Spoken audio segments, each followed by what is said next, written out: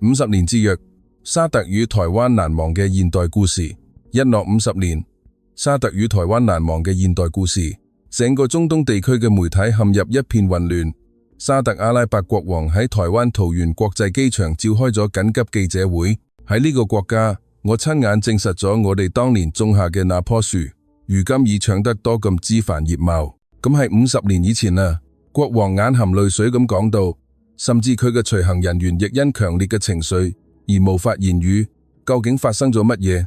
呢一切都始於4天前凌晨2點，原本飛往東京嘅皇室私人專機發動機突然發生故障，別無選擇，飛機被迫緊急降落喺台灣桃園國際機場。然而凌晨3點，一場更大嘅危機降臨啦。國王嘅首席顧問突然喺機艙內心臟病發作，喺異國他鄉留俾佢嘅黃金搶救時間只剩低5分鐘。喺生死攸關嘅十字路口，接落嚟發生嘅事情將永遠銘刻喺國王及其隨行人員嘅心中。從而家起，我將親自向各位講述嘅不可思議嘅72小時。喺影片開始之前，您嘅訂閱與點讚對我哋係巨大嘅幫助。大家好，我係拉希德法克德，沙特皇室衛隊隊長。我已為陛下服務咗30年。呢啲年嚟，我哋不僅穿越咗中東，仲踏足咗歐洲、美洲同亞洲。無論我哋去到邊度，作為皇室衛隊，總係有着一絲緊張，但冇任何一次經歷能夠與嗰個夜晚相提並論。嗰個夜晚，讓我嘅30年經驗顯得毫無意義。2025年10月晚上11點，我哋從利雅得嘅哈立德國王國際機場出發。呢個係一次正式訪問，隨行人員包括國王陛下、佢嘅顧問們以及安全團隊成員。我喺其中。我哋嘅目的地係日本東京。國王受邀出席 G20 峰會，並將代表中東國家發表主旨演講。航程平穩，我哋飛越咗波斯灣，經過巴基斯坦上空，進入咗東亞空域。國王正喺閱讀佢嘅演講稿，顧問們忙住整理會議文件，而我則喺做東京安全計劃嘅最後審查。凌晨1點30分左右，飛機突然開始劇烈搖晃，我哋以為只係亂流，但機長打開咗內部通訊器。佢嘅聲音有啲異樣，佢話左側發動機出現嚴重過熱，我哋必須立即降落到最近嘅機場。我立刻衝到駕駛艙，地圖攤喺副駕駛面前。最近嘅國際機場係台灣桃園國際機場。佢話到達那度只需要40分鐘，而飛往東京仲有2個半小時，返回香港或轉往其他地方則更耗時。我哋別無選擇。當我向國王報告情況嘅時候，佢神色凝重。一位顧問難掩不滿，降落喺台灣嗰個小島。說實話，我亦有啲擔憂。呢個或許唔係一個能完全理解對沙特皇室應有禮儀同尊重嘅國家。機長向桃園機場塔台發出緊急降落報告。驚喜從呢度開始咗。塔台傳嚟嘅聲音說住一口流利嘅阿拉伯語，不僅流利，而且帶住利雅得嘅口音。喺歐洲，我哋總係使用英語，但喺一個亞洲機場，我哋卻聽到咗阿拉伯語。緊急降落程序已經立即啟動，跑道準備就緒。我哋亦確認咗醫療隊同消防車已經喺待命。空中交通管制員冷靜地講道：短短40分鐘，佢哋話一切都已準備好。降落異常平穩，你根本唔會相信一個發動機出咗問題。跑道兩側5輛消防車同3輛救護車嚴陣以待。幸運嘅係冇發生火災或任何事故。凌晨2點15分，當機門打開時，一個令人震驚嘅景象迎接咗我哋。20名身穿整潔西裝嘅工作人員一字排開，佢哋全部以阿拉伯方式恭敬地鞠躬問候。就喺最前面嘅一位睇起嚟40多歲嘅男士，用流利嘅阿拉伯語自我介紹。佢係黃志明先生，桃園機場特別貴賓服務嘅負責人。佢話佢曾喺利雅得一家大型企業擔任高管10年。佢嘅口音如此完美，我以為佢係喺中東長大嘅。黃先生話，佢哋為國王準備咗一間特別貴賓室，配備咗清真食品同祈禱室，甚至提供俾國王嘅輪椅上亦刻住沙特皇室嘅徽章。佢哋點樣能夠喺短短40分鐘內完成所有呢啲準備？我簡直無法想象。更令人驚訝嘅係隨後發生嘅事情。我哋代表團嘅每個人都得到咗一杯熱飲，咁係傳統嘅阿拉伯咖啡。有移動機器人負責引導方向，數字熒幕上顯示住各種資訊。入境檢查更係神速，佢係喺專門嘅貴賓區進行嘅。官員們使用阿拉伯語禮貌地引導我哋，唔到2分鐘，護照驗證就完成咗，比喺杜拜機場仲要快，甚至可以話係更優秀。當我哋到達時，我哋嘅行李已經整理好啦，每個行李箱上都有用阿拉伯語同英語寫嘅物主姓名標籤，並且仲印有皇室徽章。呢個係邊個喺乜嘢時候完成嘅？一個巨大嘅謎團。黃先生禮貌地問，是否可以推薦台北嘅一家酒店？佢話有幾家酒店設有皇家套房，又會話阿拉伯語嘅工作人員同獨立嘅清真廚房。佢解釋話，中東嘅皇室家族經常使用呢啲設施。走出機場，另一個驚喜係等住我哋。5輛邁巴赫轎車一字排開，與沙特皇室使用嘅型號完全一樣。每位司機都穿住西裝同白手套，車內備有礦泉水同椰棗。國王低聲對我講，呢個地方比我哋想象嘅更周全。我點點頭，儘管呢個係一次不幸嘅緊急降落，但對皇室嘅禮節不僅冇缺失，反而超出咗我哋嘅預期。車隊啟動咗，雖然已係凌晨3點，高速公路上仍然有車輛行駛。當我望住窗外台北嘅燈火時，我先意識到我哋對台灣有多麼無知。當我哋駛入環東高架時，外面嘅景象讓所有人都感到震撼。高聳嘅建築、整潔嘅道路同不間斷嘅車流，已係凌晨3點，但呢座城市依然清醒。國王睇住窗外，突然話停車，司機驚訝咁輕輕剎車。佢睇到路邊一個建築工地上巨大嘅招牌，藍色背景上用白色大字寫住 TCGC 台灣建業集團。國王久久地盯住招牌建業集團，佢輕聲話，我嘅父親總係提起呢個名字。我心頭一緊。國王嘅父親，嗰位已故嘅老國王，於1980年代去世。佢提到嘅係一個發生喺超過45年前嘅故事。車隊重新啟動，但國王仍舊望住窗外。佢緩緩地開始講述，咁係1973年。佢話嗰陣時我仲未出生，但我聽講，咁係我哋王國歷史上一個重要嘅時刻。嗰陣時我哋剛開始因為石油而富裕起嚟，我哋需要喺朱拜勒建造一個大型港口同工業設施，好多歐洲公司排住隊，但佢哋個個傲慢，對阿拉伯人帶有輕視。但台灣人唔同，國王繼續講道，當建業集團嘅工程師抵達沙特時，所有人都好驚訝，因為佢哋太年輕啦。公司總裁只有40歲左右，技術人員都喺20-30歲。歐洲人派嚟嘅係資深專家，而台灣卻派嚟咗年輕人。我嘅父親好擔心，佢能將如此重要嘅工程託付俾呢啲年輕人嗎？但佢話，佢哋眼中有一種不同嘅光芒，佢睇到了決心，所以佢決定俾佢哋一個機會。我突然想起咗我嘅父親，佢嗰時亦喺朱拜勒，唔係作為建築公司嘅員工，而係沙特政府嘅監理。我記得佢細個時候俾我講嘅故事，台灣人真係一群瘋子，佢總係咁樣講。佢哋喺52度嘅沙漠高溫下，日以繼夜地工作，甚至喺齋戒月期間亦係如此。當我哋白天休息時，佢哋卻頂住汗水繼續工作。嗰份合約嘅金額喺當時係天文數字。對於台灣嚟講，呢個係一個有關國家命運嘅工程。如果佢哋失敗咗，佢哋就會垮掉。但台灣工程師成功咗。50年後嘅今天，當年那個被我父親寄予厚望嘅島嶼已經徹底改變咗。當我哋跨越淡水河上嘅橋梁時，眼前嘅景象確實令人驚嘆。兩岸嘅摩天大樓無窮無盡，一切都閃閃發光，連橋梁亦裝飾住燈光。一個冇石油等自然資源嘅小島，係如何建造出咁樣一座城市嘅？一位顧問低聲問道。呢個亦係我心中嘅疑問。沙特有石油，阿聯酋同卡塔爾亦有，但台灣有乜嘢？當我哋駛入信義區時，我哋更加震撼咗。高樓大廈群堪比美國嘅曼哈頓，即使過咗凌晨3點，街道依然燈火通明，便利商店開住，不斷有人進出。我哋睇到咗台積電同鴻海等巨頭公司嘅標誌，我哋知道呢啲係台灣公司，但親眼睇到佢哋巨大嘅總部，感覺截然不同。黃先生解釋話，呢個地方信義區係台灣嘅經濟心臟，世界級嘅公司同金融機構嘅辦公室聚集喺呢度，每天有數十萬人喺呢度工作。最終我哋抵達咗入住嘅酒店——台北國際之星大飯店。信義區嘅一座地標性超高層建築，從入口處開始，員工們就列隊歡迎我哋。大廳嘅奢華堪比杜拜嘅帆船酒店，令人驚訝嘅係，有5位員工能講流利嘅阿拉伯語。總經理以完美嘅阿拉伯語向我哋問候。佢話佢曾經喺杜拜學習酒店管理12年。我哋嘅皇家套房位於一個極高嘅樓層。當我哋走喺走廊上嘅時候，我哋注意到牆上掛住嘅畫作，咁係中東沙漠嘅風景。顯然有人特意為我哋更換咗佢哋。當套房嘅門打開時，我哋所有人都屏住咗呼吸。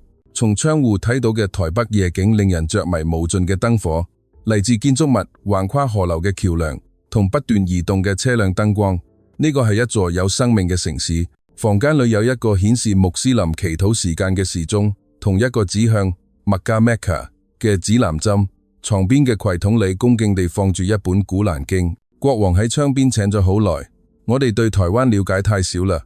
佢輕聲話：呢個地方令人敬畏。我點咗點頭。短短幾個小時，我哋嘅觀念徹底改變咗。嗰日晚上，我無法入睡。窗外嘅台北仍然清醒。我腦海中不斷浮現出50年前被已故老國王信任嘅那啲年輕嘅台灣人，係佢哋建造咗呢座令人驚嘆嘅城市。第二日早上9點左右，我哋被告知飛機嘅維修需要2日時間。我哋被逼多停留1日，但國王話冇關係，佢想多睇下呢座城市。我哋嘅早餐係清真認證嘅阿拉伯麵包、奶酪、橄欖同熱薄荷茶。廚師嚟自約旦，已喺台灣工作18年。午飯後，我哋喺周邊散步，街道乾淨整潔，人們舉止得體，女性可以自由咁獨自一人行走。呢個喺中東好少見，空氣中彌漫住安全感。下晝3點左右，我哋返到酒店，一份特別嘅禮物喺等住我哋。一個小盒子裏裝住一張1973年嘅黑白照片，嗰係已故老國王喺朱拜勒建業集團工地嘅訪問照片。喺佢旁邊企住年輕嘅台灣工程師們。總經理解釋話，呢個係沙特駐台北大使館為紀念兩國50年友誼而贈送嘅。國王久久地凝視住照片，佢冇講話，但佢嘅眼神足以說明一切。晚上6點，我哋喺酒店嘅阿拉伯餐廳用餐。廚師係一位喺台灣生活咗15年嘅敘利亞人，佢親自嚟問候我哋。佢話台灣好安全，佢嘅孩子喺呢度返學。食飯時，國王突然問道：拉希德，你說過你嘅父親當時亦喺朱拜勒對嗎？係地陛下。我回答：佢係一名政府監理，與台灣工程師一齊工作。佢點樣評價佢哋？國王問。佢總係話台灣人好特別。我回答：佢哋不抱怨，不放棄，而且信守承諾。國王點咗點頭，就係呢個。佢話係呢個建立咗呢個地方一個信守承諾嘅文化。50年前嘅一個承諾，結出咗我哋今日所見嘅呢座城市。呢啲話深深地印在咗我嘅心中。晚飯後，國王同佢嘅顧問們開咗一個簡短嘅會。晚上9點，所有人都回到咗自己嘅房間。我洗咗個澡，睇咗會新聞，一個帶有阿拉伯語字幕嘅國際頻道，報道住台灣嘅醫療科技、半導體產業同文化。從窗外望去，台北依然美麗。我諗起咗我嘅父親，佢已去世5年。我希望佢能夠睇到呢一切。佢當年去過嘅呢個貧窮嘅小島，已經變成咗咁樣。與佢共事嘅呢啲年輕人，建造咗呢座城市。晚上11點，酒店安靜咗落嚟。我喺腦海中整理住明天嘅日程。上晝10點啟程前往機場，中午到達東京。一切似乎都按計劃進行。我感到疲倦，緊急降落嘅緊張同一日嘅勞累向我襲來。我慢慢地閉上咗眼睛。我最後睇到嘅係台北寧靜嘅燈火。但我唔知道，僅僅喺4個小時後，嗰份寧靜將會被打破，而我一刻將改變我哋所有人，並賦予台灣對我哋新嘅意義。晚上11點30分，我沉沉睡去。喺我嘅夢中，我與父親喺沙漠中睇住年輕嘅台灣工程師們工作。佢把手放喺我嘅膊頭上，話：記住呢啲人，有一日佢哋會改變世界。凌晨3點02分，我嘅電話響咗，我聽到一聲尖叫。呢個係我嘅30年服務生涯中最關鍵嘅時刻。拉希德電話那頭係國王顫抖嘅聲音，快，係阿卜杜拉顧問。我冇時間着衣服，光住腳，着住睡衣，我衝出咗房間。阿卜杜拉顧問72歲，係國王最年長嘅顧問。佢從老國王時代起就為皇室服務。我跑過走廊，顧問嘅房門開住，裏面嘅景象讓我屏住咗呼吸。阿卜杜拉顧問癱倒喺地板上，面色蒼白，渾身被冷汗浸濕，佢緊緊抱住胸口。皇室醫生已經喺嗰度，但佢嘅面上滿係焦慮，睇起嚟係急性心肌梗塞。醫生話必須立即送往醫院，時間不多啦。國王亦穿住睡衣趕到咗，所有人都聚集喺一起。俾利雅德嘅皇家醫院打電話啦咩？一位顧問問。醫生搖咗搖頭。我哋喺台灣，飛到利雅德要9個小時，我哋必須立即將佢送到呢度嘅醫院。所有人都沉默咗。台灣嘅一家醫院，我哋不了解呢度嘅醫療系統，佢可靠嗎？如果出咗乜嘢事，邊個嚟負責？騰，卜杜拉顧問發出新人，佢嘅嘴唇開始發紫，冇時間猶豫啦，打俾前台。我對一位侍從喊道：立刻叫救護車！侍從顫抖着撥通咗號碼。緊急情況，一位貴賓心臟病發作。佢用阿拉伯語說，令人驚訝嘅係，對方嘅回覆亦係流利嘅阿拉伯語。明白，我哋嘅內部緊急醫療隊正在趕嚟，我哋亦已聯繫咗振興醫學中心，佢哋將喺3分鐘內到達。內部醫療隊，我難以置信，但我哋別無他法，只能等待。精確到2分鐘零30秒，門開咗，4名急救人員帶住齊全嘅設備衝咗入嚟。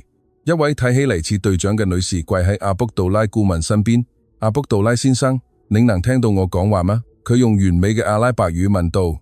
佢嘅動作快速而精確，佢測量咗血壓，喺佢胸口貼上咗心電圖貼片，心律不齊，血壓正在下降。佢對佢嘅隊友話，佢哋安裝咗氧氣面罩並開始靜脈注射。不到1分鐘，一切都完成咗。佢攞出一台平板電腦，撥通咗一個號碼。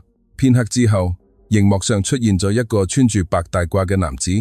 我係許哲明醫生，嚟自振興醫學中心急診醫學科。佢用流利嘅英語講，我正在觀看病患嘅心電圖直播。呢個係明顯嘅急性心肌梗塞，黃金搶救時間只剩低5分鐘。你哋必須立刻把佢送過嚟。我睇向國王，佢盯住熒幕上嘅醫生，佢緩緩地點了點頭。好，我哋睇下佢哋琴日係如何對待我哋嘅。我哋信任佢哋。阿卜杜拉顧問被迅速抬上擔架，電梯喺等住，一路直達底層。到達大廳時，一輛現代化嘅救護車已經喺等待，發動機已經啟動。我跟住上咗救護車，裏面簡直就係一個小型嘅 ICU。當救護車啟動時，有一個奇蹟發生咗，我哋所經過嘅所有紅綠燈都變成咗綠色。呢個係我哋嘅綠波系統。司機解釋話，佢監測救護車嘅位置，自動調整紅綠燈，路上嘅所有車輛都靠邊停咗落嚟，冇喇叭聲，冇不滿。所有人都自然地讓開咗道路。喺救護車內，治療仍在繼續。嗰位女急救員喺平板電腦上遵循住許醫生嘅指令，血壓正喺趨於穩定。佢報告：先生，請再堅持一下。佢握住阿卜杜拉顧問嘅手說：精確到4分鐘58秒，我哋到達咗醫院。凌晨3點35分，10名醫護人員喺入口處等候。許醫生親自迎接咗我哋，一切準備就緒。我哋直接去手術室，我跟住佢哋入去。走廊明亮，地板閃閃發光，所有嘅標誌都有中文、英文同阿拉伯語嘅翻譯。我被帶到一個等候室，國王同其他人已經喺嗰度等候。牆上有一塊巨大嘅熒幕，上面開始出現一個不可思議嘅畫面，嚟自手術室內部嘅即時直播。呢個係我哋嘅透明醫療政策。一位護士解釋話，如果家屬願意，佢哋可以觀看手術過程。我哋所有人都睇向熒幕。手術室睇起嚟就好似一艘太空飛船嘅駕駛艙，有6個大型顯示器同一個懸掛喺天花板上嘅機械臂。嗰係 AI 輔助機械臂。護士話佢可以校正醫生手上嘅任何顫抖，以實現更高嘅精確度。手術開始咗。從阿卜杜拉顧問嘅手腕處，許醫生插入咗一根細管。喺熒幕上，顧問心臟嘅血管清晰可見。我睇到阻塞咗。許醫生話佢放大圖像，一根血管幾乎90%堵塞。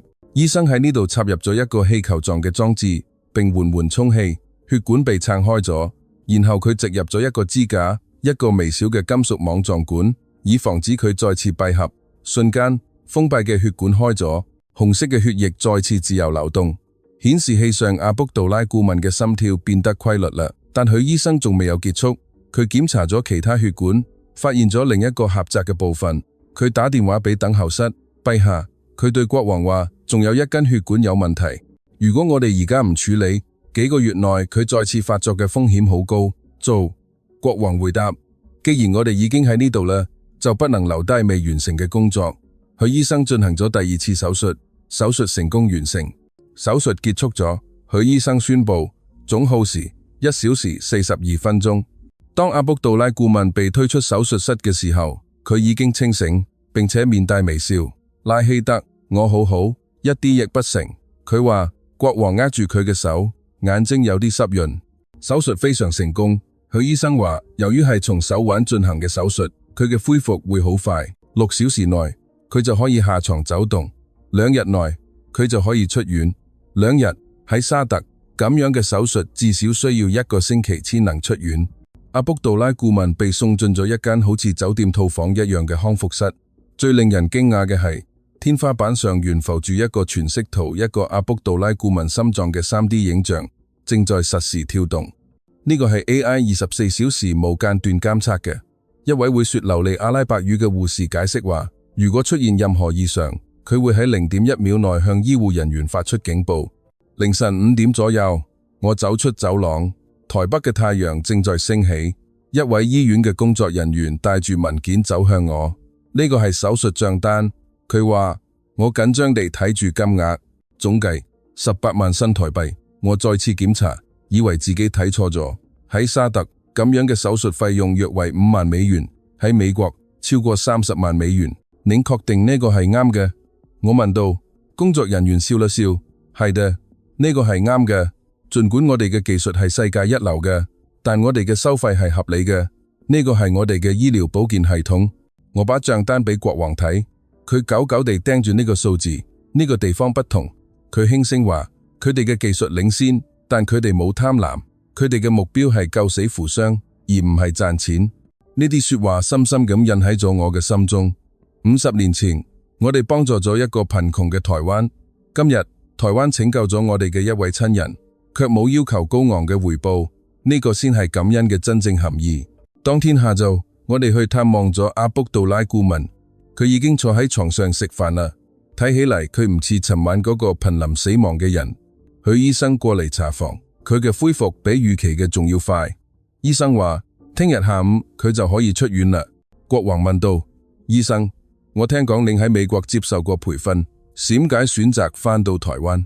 喺美國，許醫生回答，只有富人才能獲得最好嘅治療，但喺台灣，即使係一個計程車司機，亦能獲得與一位公司 CEO 一樣嘅治療。呢個就係我成為醫生嘅原因，唔係為咗錢，而係為咗救人。離開醫院時，國王突然話，拉希德，我今晚想見建業集團嘅總裁，如果可能，越快越好。我哋嘅員工立即行動起嚟，建業集團欣然同意。下午6點，建業集團總裁孫家豪先生抵達酒店，國王親自迎接咗佢。您仲記得1973年嘅朱拜勒港嗎？國王問。係啲陛下。孫先生回答，嗰個工程係我哋公司歷史上，亦係台灣工程史上最重要嘅時刻。我哋知道你哋嘅前輩們喺沙漠中有多麼艱難。國王話，陛下。孫先生回答，如果當年沙特皇室冇信任我哋，就冇今日嘅建業集團，亦冇今日嘅台灣。陛下。孫先生話，我想向您介紹一個人。佢攞出佢嘅平板電腦，熒幕上出現咗一位老人嘅面。佢係陳文雄工程師，85歲了。孫先生介紹，陛下，能見到您係我嘅榮幸。老人震抖住話，我當時就喺1973年嘅朱拜勒。老人眼中泛住淚光。那時我哋嘅台灣非常貧窮，一日能食上3頓飯都係夢想。我哋去咗沙特嗰度嘅炎熱如同地獄，但我哋不能放棄。如果工程失敗了，我哋嘅家人就會捱餓，整個台灣都處於絕望之中，所以我哋好似瘋子一樣工作。您仲記得我嘅父親來訪嗎？國王問道。係嘅，陛下。老人話，我哋好緊張，以為我哋犯咗乜嘢錯誤，但佢走近我哋，一一同我哋握手，並說話，台灣嘅年輕人令人敬畏，係信守承諾嘅人，沙特阿拉伯不會忘記呢份情誼。我哋都喊咗。陛下，一個國王竟然如此對待我哋呢啲外國人。我哋喺心裏發誓，我哋會讓台灣成為一個偉大嘅國家。我哋做到啦。佢擦住眼淚繼續說，我哋提前6個月完成咗港口，因為你哋給予嘅信任，我哋先至得以建設台灣。我哋有咗工廠、船隻、高樓。陛下，今日嘅台灣就係沙特阿拉伯喺1973年給予信任嘅果實。國王久久冇講話。陳先生，佢話多謝你，多謝你信守咗承諾。通話結束後，國王走到窗邊。50年，佢話50年啦。我嘅父親信任咗一個貧窮嘅台灣，而尋日台灣拯救咗我哋嘅一位親人。阿卜杜拉從我父親嗰時起就為我哋家族服務。佢轉向孫先生，孫總裁，而家輪到我哋啦。我哋希望成為夥伴，而不僅僅係施予援手。我哋將一齊走過下一個篇章。聽日，國王話喺我離開之前，我要召開一個記者會，我要向全世界宣布沙特同台灣50年友誼，以及接落嚟100年嘅合作承諾。第二日，阿卜杜拉顧問出院啦，佢正步行住，距離佢險啲喪命只過去咗48小時多一啲。上晝11點，喺桃園機場嘅貴賓室裏，嚟自世界各地嘅100多名記者聚集咗一齊。國王與阿卜杜拉顧問同埋孫總裁一同進入。喺呢個國家，國王開始話：我親眼證實咗我哋50年前種下嘅那棵樹，如今已經長得幾咁枝繁葉茂。嗰份信任造就咗今日嘅台灣，而正係呢個台灣拯救咗我哋嘅一位親人。國王舉起咗3份文件。今日我宣布3件事。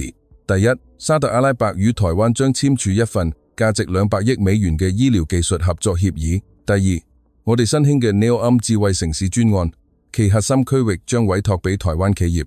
第三，我哋將啟動遠景2050計劃，向台灣派遣1萬名沙特青年學習。台灣係我哋嘅兄弟。國王總結道：50年前我哋信任嘅夥伴，今日拯救咗我哋。喺接下嚟嘅100年裏，我哋將攜手前行。6個月後，改變成為現實。利雅得嘅皇家醫院採用咗振興醫學中心嘅急救系統，第一年嘅死亡率下降咗35%。台灣企業入駐 NEOM， 數千名沙特青年開始喺台北學習。1年後，許志明醫生訪問利雅得，培訓沙特醫生。我喺機場迎接咗佢。醫生，您仲記得嗰個夜晚嗎？我問。佢笑了笑。當然，嗰個夜晚改變咗我哋兩國嘅關係。不，我話，佢開始於50年前一份唔係一夜之間形成嘅信任，而係用50年時間建立起嚟嘅。如今喺國王辦公室嘅牆上掛住2張照片，一張係1973年朱拜勒沙漠嘅黑白照片，另一張係2025年台北夜空嘅彩色照片，下面寫住信任，代代相傳。我好榮幸同你分享呢個故事。50年前我哋種下嘅種子，今日拯救了我哋。喺接落嚟嘅100年裏，嗰棵樹將會更加茁壯成長。如果呢個故事感動咗你，請訂閱同點讚，我哋將繼續分享咁樣嘅故事。